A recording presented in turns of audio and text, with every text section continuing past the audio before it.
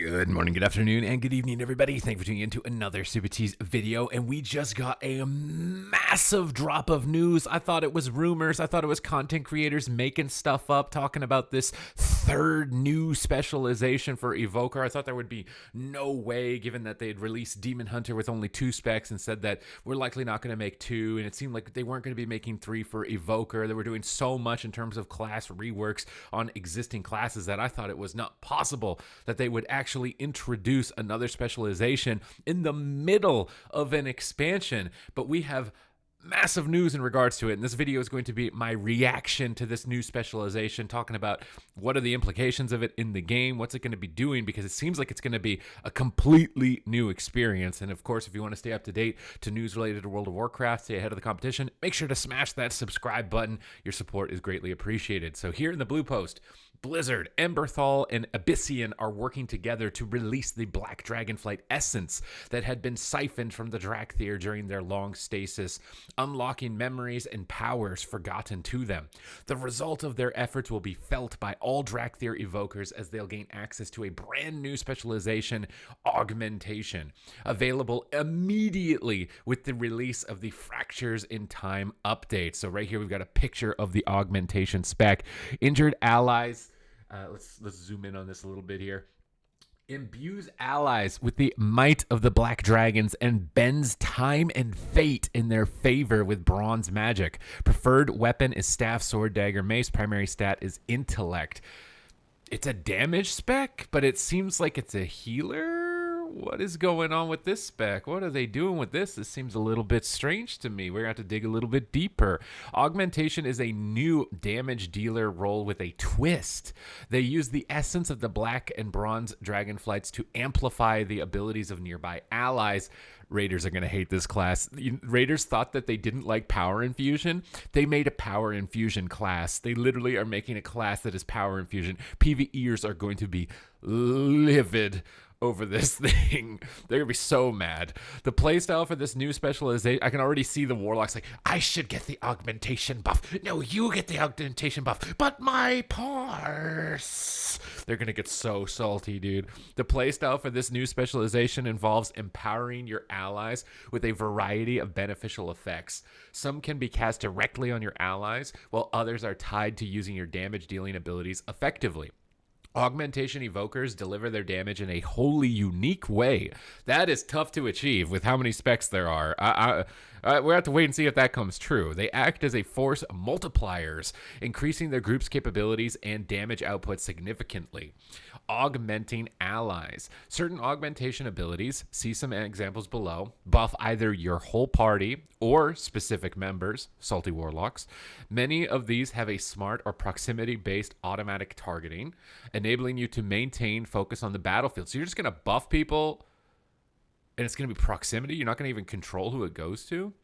An enemy selection. You will still be able to target specific party members if you desire. However, there is plenty of freedom to bolster your allies as you see fit. I don't know if you're going to want to auto do this at the highest level of competitive play. Because what if your buff goes on, not the most optimal situation? Yeah.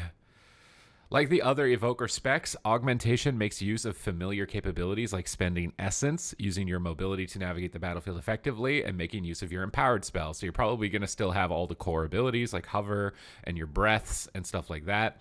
Upheaval in action. We got a nice little animation here. Looks like this might be a knock-up. You summon in a circle and it pumps up and then pumps up again.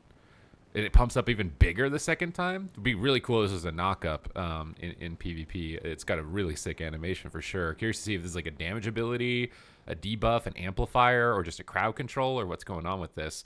The power of black and bronze. These sample abilities for augmentation should give you an idea of what each aspect of magic brings to the table. Black Dragonflight magic focuses on raw power increases and forceful outbursts of earthen might.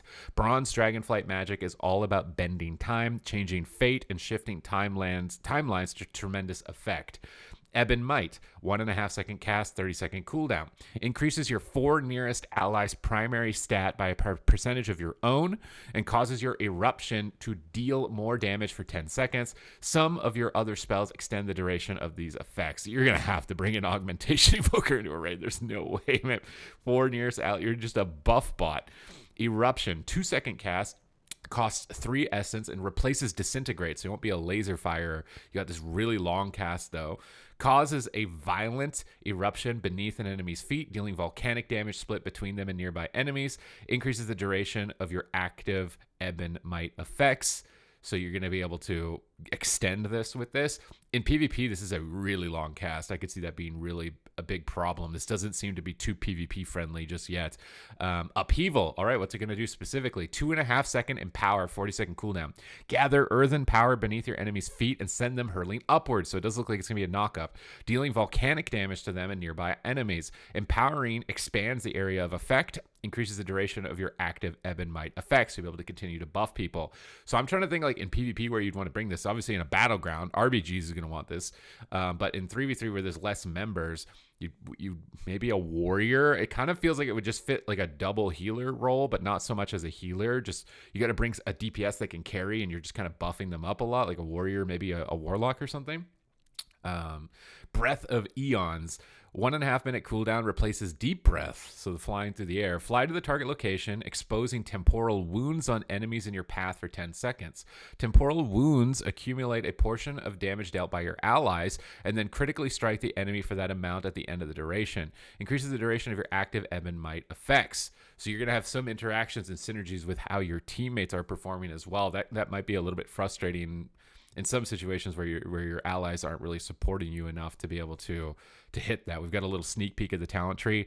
I would kind of doubt that this is even close. Obviously, they're going to have the baseline Evoker tree, and this is going to be all new. And it looks like it does focus on Earth and Bronze, Dragonflight. Kind of surprised they didn't go for a tank spec with this. I feel like a lot of people were really demanding a tank spec. So I don't know. What do you guys think about that? No tank spec.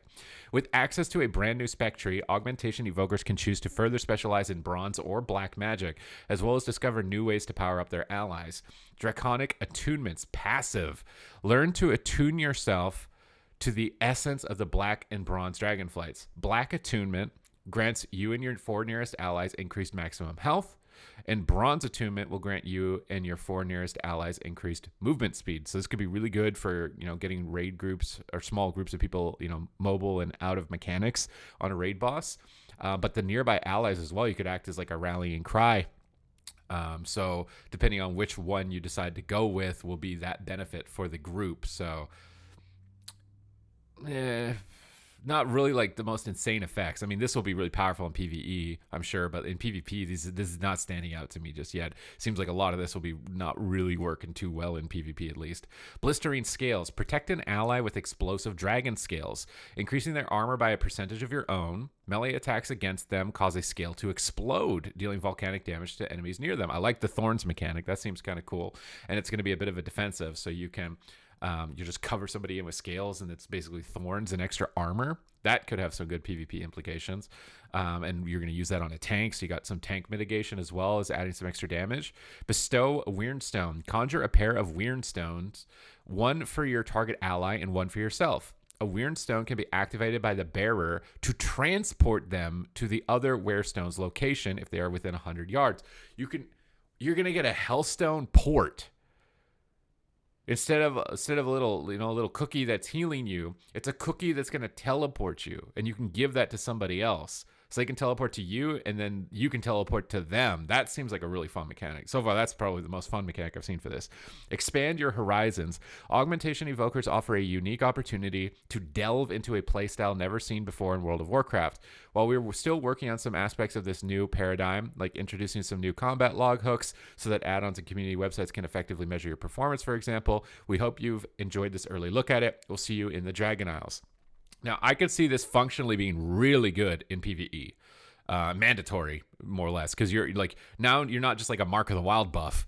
You're like a 30% damage increase for whatever group, and getting people out of the fight and stuff like that, and added mobility and escapes like Demonic Gateway. There's a lot of mechanical things that you're going to be able to do with this spec.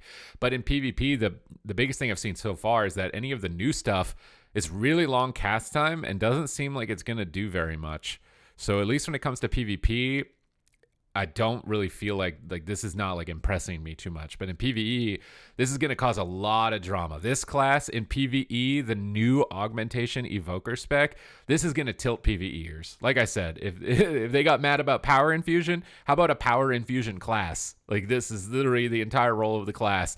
I don't know if they're making this to try and tilt the PvE community, or they want this to enable what's possible in PvE, but I feel like it might be more on the line of tilting them in the future, if that would be my prediction. But what do you guys think of the new specialization for Evoker? Let me know in the comments down below. Do you think this might be spreading themselves too thin? You know, there's a lot of existing specializations that still kind of feel like they could use a bit of a tune-up at this point, and now it seems there's going to be even more dedicated time to a new specialization to try and balance in the mix. Is this a good idea to bring a completely new model, and is it actually going to be a completely new model for the future of World of Warcraft, and what does it mean for, you know, new classes in the future and new specs in the future?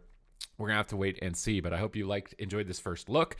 Thank you very much for watching the video, and I will see you in the next one.